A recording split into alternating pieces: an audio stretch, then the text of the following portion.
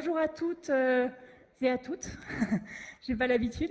Je suis ravie de vous accueillir pour ce workshop qui s'intitule « Autonomie et salariat, pourquoi choisir ?»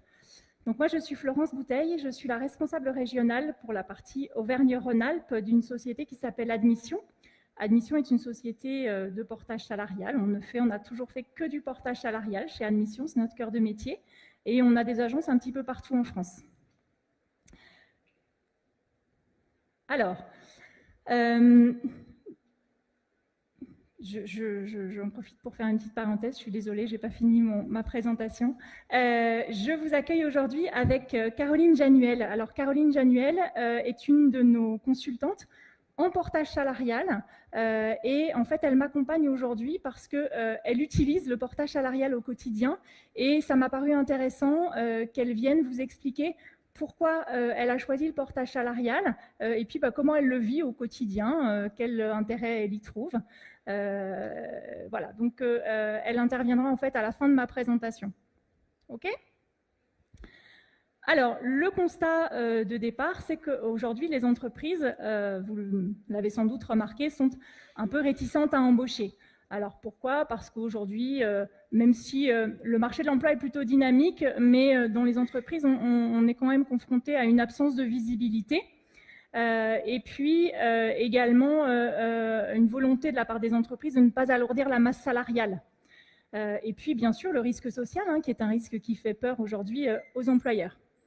En revanche, on se rend compte que les entreprises ont des besoins, d'accord, mais qu'elles vont plutôt chercher à externaliser pour s'adjoindre des compétences dont elles ont besoin, notamment lorsque le besoin est ponctuel et ne fait pas l'objet de l'embauche de quelqu'un à temps plein, d'accord. En parallèle, les cadres de tous les âges ressentent le besoin d'autonomie, de pouvoir décider quand, avec qui et selon quelle méthode et outils ils travaillent. Travailler selon ses propres valeurs, c'est devenu essentiel. C'est quelque chose qu'on entend beaucoup en ce moment. J'ai envie de travailler avec mes valeurs et non pas celles de mon dirigeant. Par ailleurs, une étude est sortie récemment et montre que 60% des jeunes de 16 à 29 ans se disent prêts à créer leur entreprise. Ça, c'est un fait qui est assez nouveau, puisque la génération de leurs parents ou de leurs grands-parents n'avait pas forcément ce souhait de création. Ou tout au moins, il n'était pas aussi fort. Cependant, on se rend compte qu'aujourd'hui, créer sa structure, ça présente des risques. Et puis, il y a des contraintes administratives qui sont fortes. Donc, voilà, on peut avoir une hésitation, même si on a le souhait de créer. Créer, ça fait peur et on a besoin de quelque chose d'un peu plus rassurant. Aujourd'hui, en France, le statut le plus sécurisé, ça reste le statut du salarié. Notamment en cas d'imprévu, puisque bien sûr, quand tout va bien, bon, à l'extrême, qu'on soit indépendant ou salarié, peu importe, quand le business va et que la santé va, tout va, j'ai envie de dire. Mais en cas d'imprévu, de maladie, de baisse d'activité ou autre, effectivement, le statut de salarié est le plus protecteur. Donc l'idéal serait bien sûr de pouvoir concilier l'autonomie, la flexibilité pour l'entreprise et la sécurité du salariat. Alors, c'est aujourd'hui possible grâce au portage salarial, puisque effectivement, il va s'agir de concilier l'autonomie et le salariat dans un même statut.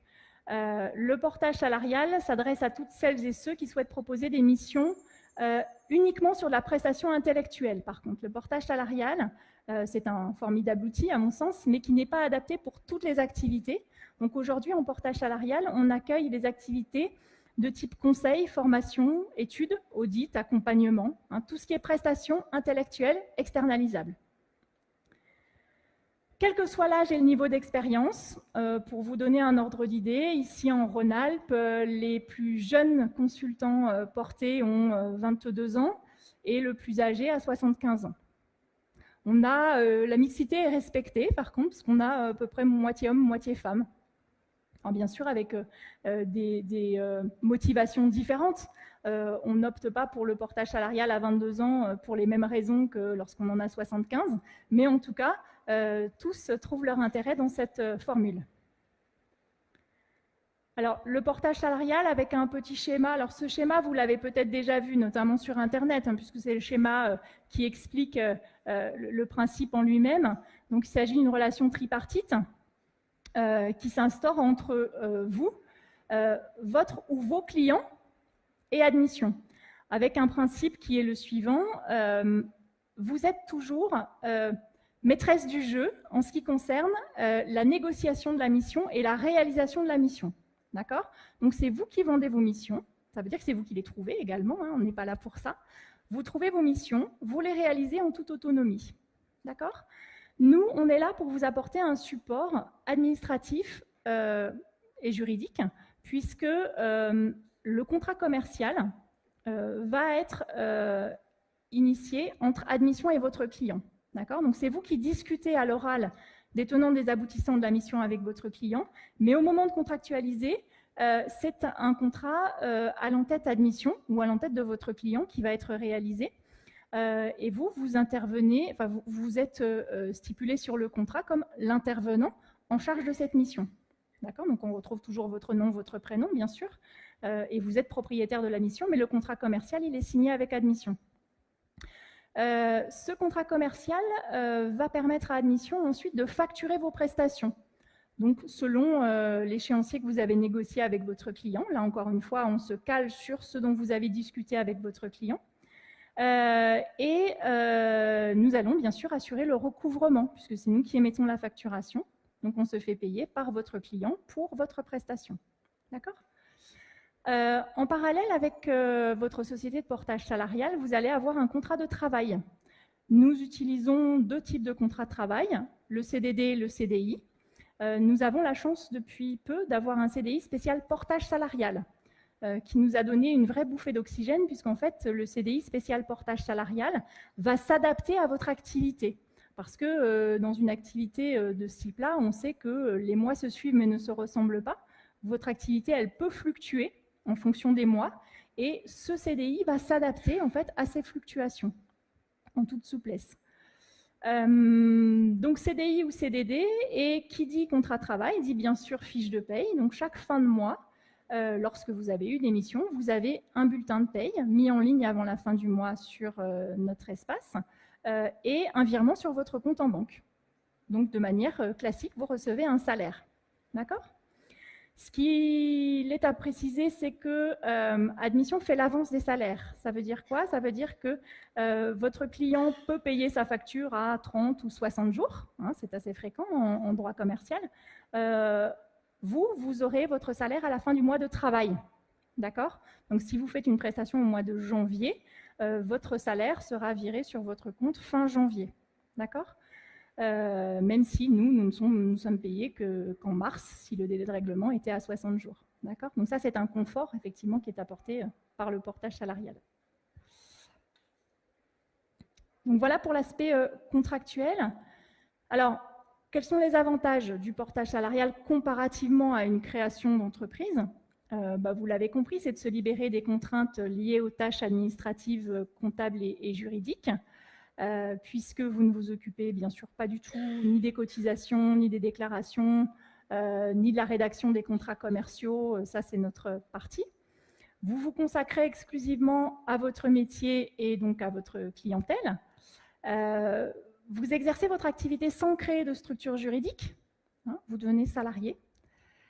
Vous constituez et conservez votre propre clientèle, ça c'est intéressant si toutefois vous aviez quand même le souhait de créer par la suite.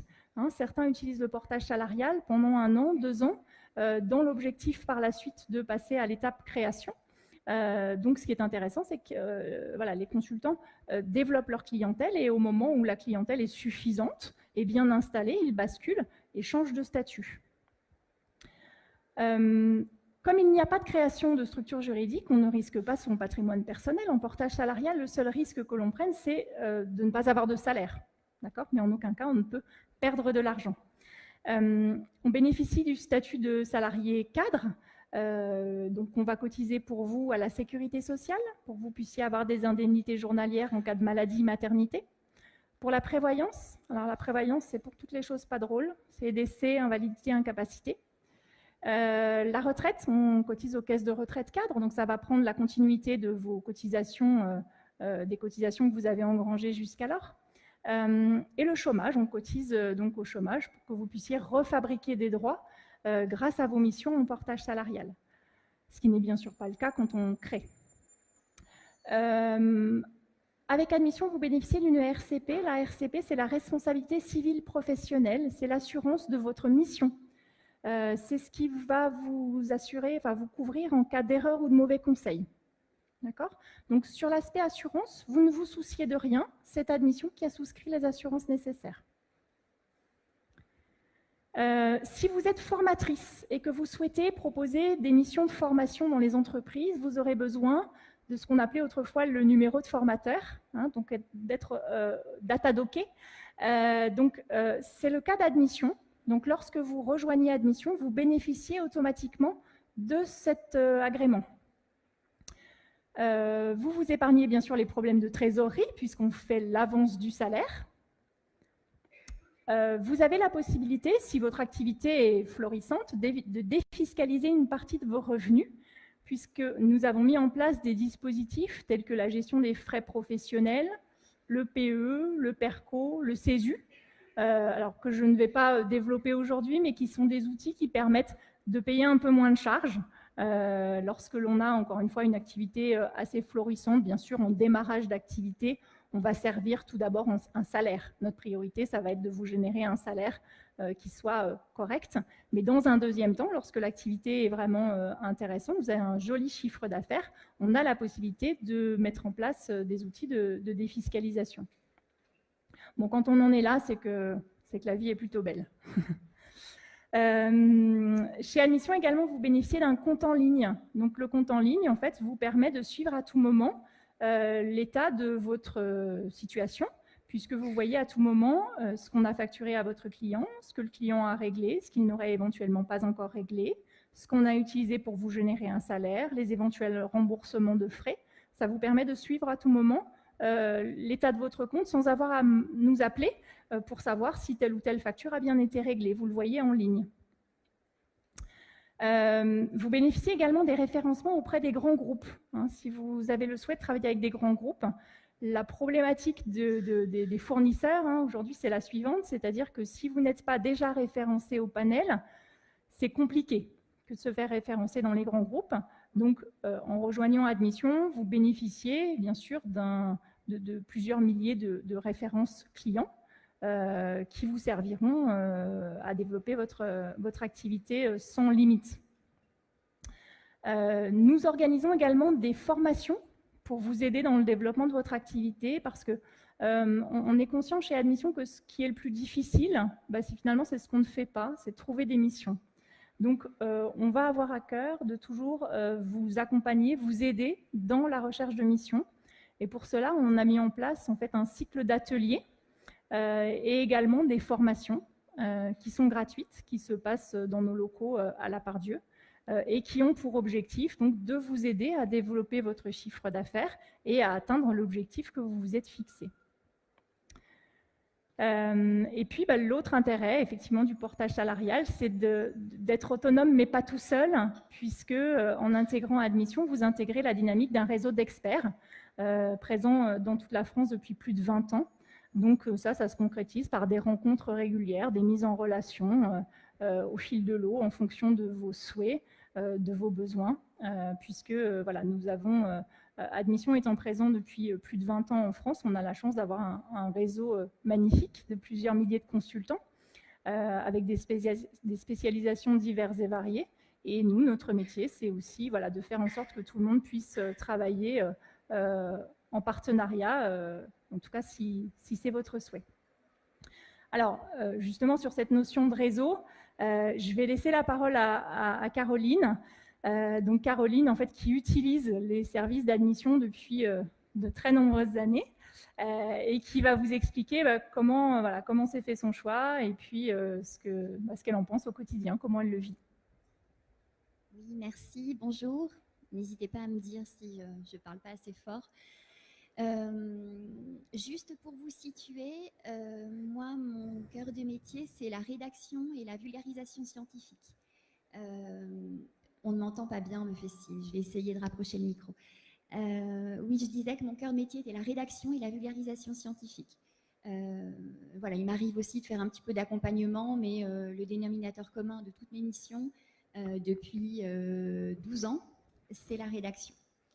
Je ne vais pas vous refaire l'historique, mais peut-être revenir sur trois paramètres, trois avantages qui, moi, ont vraiment expliqué mon choix du portage et surtout le fait que j'y sois restée après autant d'années. C'est vrai que régulièrement, beaucoup de personnes de mon entourage me questionnent, me demandent pourquoi je ne monte pas mon entreprise, pourquoi je fais toujours appel au portage. Et en général, voilà, je leur explique un petit peu, moi, l'intérêt que j'y trouve. Alors, il y a bien sûr, pour moi, l'aspect peut-être le plus évident, mais c'est justement de pouvoir déléguer tous les aspects administratifs qui, personnellement, moi, ne m'intéressent pas du tout et pour lesquels je n'ai pas de valeur ajoutée. Donc l'idée, c'était de déléguer ça et puis de récupérer du temps pour chercher des missions ou pour les réaliser, ou du temps libre, tout simplement. Donc ça, c'est quand même un premier argument. Le deuxième, et notamment en tout début de carrière, le fait de pouvoir combiner des missions en portage et puis de retrouver ses droits au chômage après ou de compléter ses revenus. Voilà, moi, ça a été sécurisant et plutôt confortable. Et puis, c'était simplement nécessaire parce que j'ai commencé avec un seul client qui ne faisait pas l'appel à moi très régulièrement. Voilà, donc il y a des périodes de creux. Donc, cette combinaison est aussi importante et encore une fois sécurisante. Et puis, le troisième gros avantage, moi, que je vois, c'est le fait de faire partie d'un collectif. C'est un petit peu le dernier point que Florence évoquait, mais je vais peut-être vous en parler avec mes mots. Donc, faire partie d'un collectif, c'est peut-être un peu pompeux comme formule, mais l'idée, c'est vraiment de ne pas être isolé. Même si on réalise ces missions en toute autonomie, ou parfois, ça arrive de conduire des missions avec d'autres prestataires, on peut être isolé facilement dans son travail quand on travaille en indépendante. Et ça, moi, c'est quelque chose que je ne souhaitais pas forcément vivre. Et du coup, avoir des interlocuteurs, que ce soit l'équipe d'admission ou les autres consultants, pour moi, c'est vraiment ce qui explique que je suis toujours en portage 12 ans après. Et quand je dis trouver des interlocuteurs, ça peut être pour des questions extrêmement pratico-pratiques. Moi, au tout début, je ne savais pas faire un devis, je ne savais pas le négocier. Quand on me demandait de baisser mes prix, je ne savais pas jusqu'où aller. Voilà, cette relation client, moi, je l'ai vraiment appris sur le tas, sachant que je vais juste ouvrir une parenthèse, mais moi, le portage n'est pas un choix, comment dire. En fait, c'est mon premier client qui m'a dit un jour, on veut travailler avec toi, mais il faut que tu te trouves un statut. Et j'avais jamais pensé travailler de cette manière-là. D'ailleurs, les premiers mois, moi, je continuais à chercher un CDI à côté. Je ne pensais pas du tout travailler durablement de cette manière. Voilà, donc des interlocuteurs pour des questions très pratiques dans l'organisation des missions, et puis aussi des choses finalement qui viennent peut-être au fil de la carrière. Après, c'est des questions très classiques que tout professionnel se pose, mais comment mieux gérer son temps, comment démarcher, comment mieux utiliser son réseau, comment être plus visible sur les réseaux sociaux. Toutes ces questions-là, on peut les aborder avec l'équipe d'admission ou encore avec les autres consultants par le jeu, l'échange d'expérience, les bonnes pratiques. On est tous un peu, en général, assez friands de ce genre d'échange. Même si les consultants ne sont pas du tout dans notre cœur d'activité, c'est même d'ailleurs intéressant. Moi, c'est vrai, quand je dialogue avec des consultants qui sont plus sur le volet marketing commercial, c'est un monde qui est très éloigné de moi et ils me donnent des clés, des pistes, ils ont une manière d'appréhender le client, la prospection qui est bien différente de la mienne. Du coup, voilà, c'est quand même très intéressant et enrichissant. Et tous ces échanges-là se font par l'intermédiaire de rencontres. Je ne sais pas si tu les as évoquées, mais régulièrement, il y a des événements, des petits déjeuners organisés au sein des bureaux d'admission. Et puis, il y a aussi les formations qui ont été évoquées, où là, c'est vraiment l'occasion de nouer des liens peut-être un petit peu plus forts. Et encore ce matin, moi, j'ai échangé un mail avec une consultante rencontrée au printemps. Et après, libre à vous, bien sûr, de faire prospérer ces échanges ou pas. Moi, il y a des périodes où j'en ressens moins le besoin, où je travaille, et du coup, quand tout va bien, on a aussi moins besoin de soutien.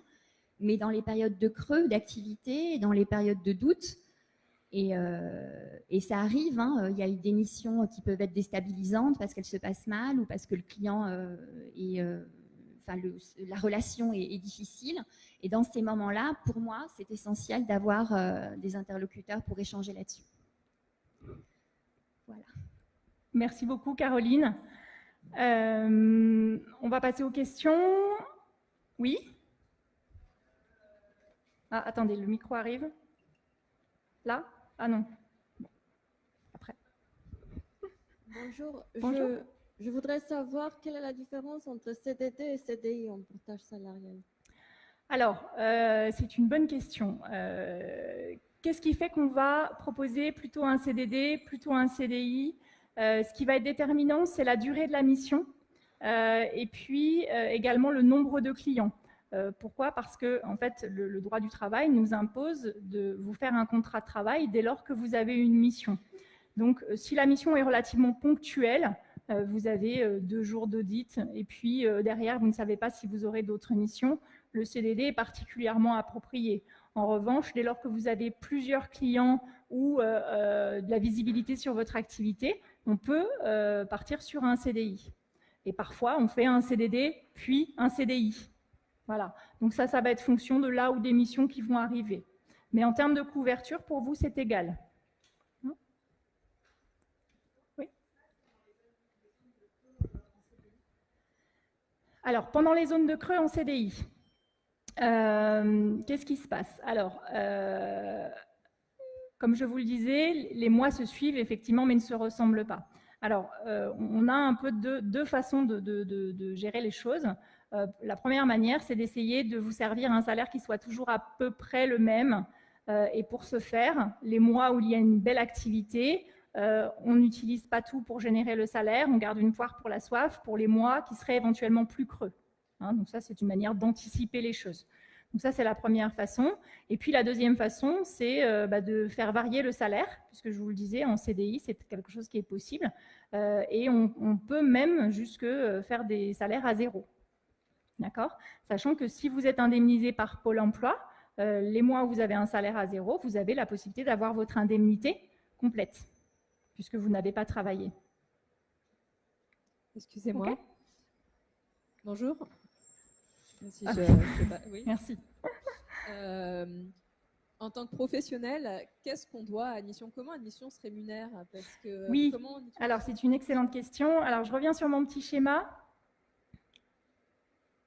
Alors, notre métier de base, en fait, c'est de transformer des honoraires en salaire. Donc, en fait, on facture votre client, on assure le recouvrement et en parallèle, on vous génère un salaire. Et en fait, au passage, on va prendre des frais de gestion. Ces frais de gestion, alors, chez Admission, ils sont dégressifs. Ils vont de 10 à 3% du chiffre d'affaires. D'accord ? Donc, ça va être fonction de votre chiffre d'affaires annuel.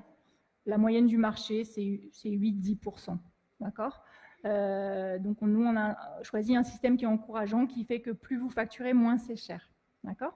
Donc on enlève effectivement nos frais de gestion. Donc si vous avez une première facture à 1 000 €, nous, on va prendre 100. Et après, sur les 900 restants, on va calculer les charges patronales et les charges salariales. Autre question, merci. Oui.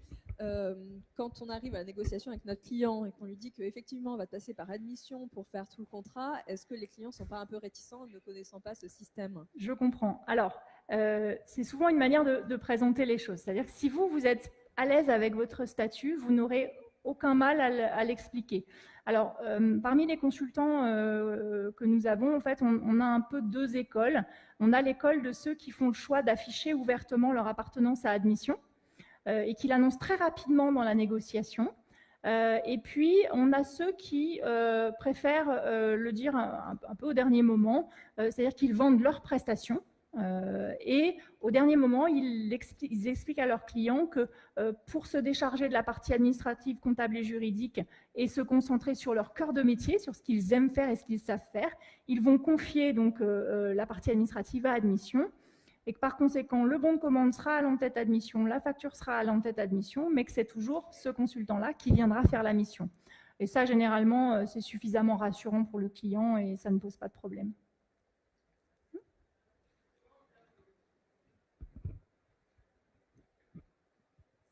Votre réponse me fait rebondir. On n'entend rien, oui. Si le consultant tombe malade et qu'il doit quand même assurer la mission, est-ce que admission fait appel à un autre consultant? Non. Alors, en tout cas, l'idée du portage salarial, c'est que vous vendiez vos propres missions. D'accord? Donc, le client, il a acheté la prestation de Nicole ou d'Amandine. D'accord? Donc, en aucun cas, nous, on va prendre la décision d'envoyer quelqu'un à la place de ce consultant. D'accord? En revanche, si c'est vous qui êtes malade, vous m'appelez en me disant Florence, moi je suis bien ennuyée parce que je ne peux pas finir ma mission, je suis malade et il se trouve que j'ai rencontré quelqu'un dans le réseau qui pourrait prendre la relève, pourquoi pas? D'accord? Mais en aucun cas on enverra quelqu'un à votre place, nous, de notre propre chef. D'accord? Et c'est là la différence avec le travail temporaire, par exemple. Vous connaissez tous l'intérim. En intérim, un intérimaire est malade, le lendemain, on en envoie un autre. En portage salarial, ce n'est pas du tout l'idée. Et d'ailleurs, la plupart du temps, en fait, les consultants ont tellement à cœur de remplir leur mission que même s'ils sont malades, en fait, ils négocient éventuellement un report des dates, mais ils honorent leur mission jusqu'au bout. Oui ? Je vous laisse attraper le micro. Bonjour. Oui, c'est bon. Oui, super, merci. Je me demandais, est-ce qu'on peut faire des missions en portage salarial quand on touche des indemnités Pôle emploi? Est-ce que c'est compatible? Tout à fait. Donc, en portage salarial, vous êtes salarié.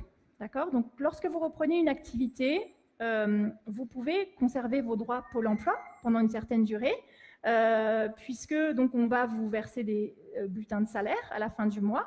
Et suivant le montant du salaire, après vous serez ou non complété par Pôle emploi, mais en tout cas, pendant les mois où vous développez votre activité, vous avez la possibilité de rester inscrite. Oui, c'est bon? On va s'arrêter là. Je vous remercie infiniment pour votre attention. Je n'avais pas monté suffisamment de plaquettes, je vous prie de m'en excuser. J'en ai d'autres sur le stand, donc ça vous fera une occasion de visite, n'hésitez pas.